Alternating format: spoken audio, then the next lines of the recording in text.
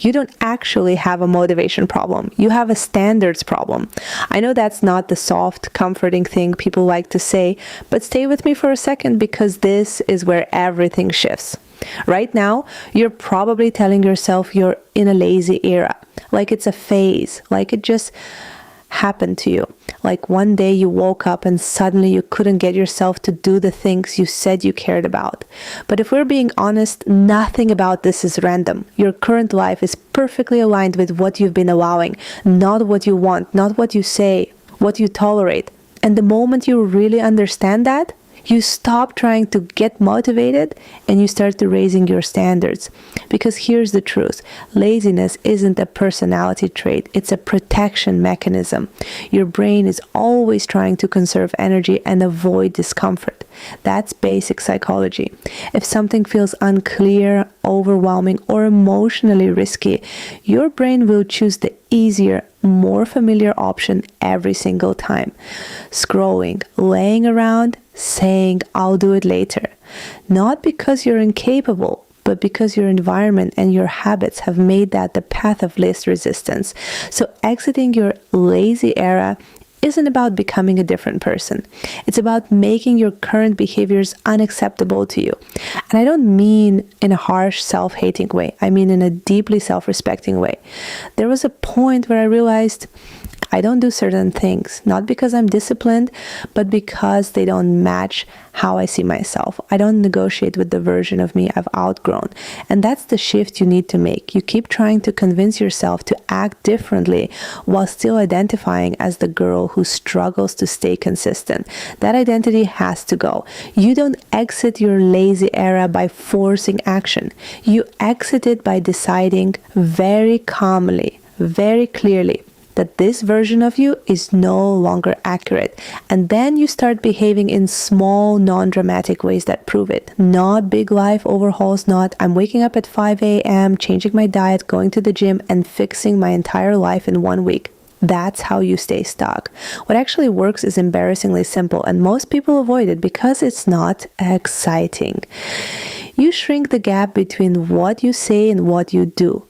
If you say you're going to do something, you do it, even if it's small, especially if it's small. Because every time you don't follow through, you're not just skipping a task, you're reinforcing an identity. I'm the kind of person who doesn't finish things. I'm the kind of person who needs to feel motivated first. And your brain believes you. But the reverse is also true. Every time you follow through, even on something tiny, you're collecting evidence that you are reliable, consistent, and in control. That's how self-trust is built, not through intensity, but through consistency. And let's talk about energy for a second, because people love to say, I just don't have the energy. But energy is not just something you have, it's something you generate. Action creates energy, not the other way around. You don't wait to feel like doing the thing.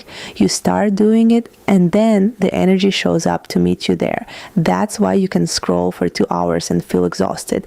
But get up and start moving and suddenly feel more awake. Your body responds to direction, so give it direction. And here's the part no one likes, but it matters. Your environment is either supporting your future or feeding your stagnation. If your space is chaotic, if your routines are undefined, if your time is unstructured, you will default to the easiest option available. That's not laziness, that's design. So design better. Make the things you want to do easier to start and the things you don't want to do slightly more inconvenient. Put your workout clothes where you can see them. Set one non-negotiable task for the day. Remove the tiny frictions that give you an excuse to opt out. You're not trying to rely on willpower. You're building a system that carries you when willpower is low. And most importantly, stop waiting to feel like a better version of yourself before you start acting like her. That's backwards. You become her by acting like her first, not perfectly, not all at once, but consistently enough that it becomes natural. Because the version of you who isn't lazy doesn't exist in some distant future. She exists in the decisions you make today. In whether you get up when you said you would, in whether you keep promises to yourself, in whether you choose the slightly harder but more aligned option. And once you start doing that, Even in small ways, you'll notice something shift. You won't need to ask, how do I exit my lazy era? Because you'll realize you already did, quietly, intentionally, and completely on your own terms. Love you no matter what.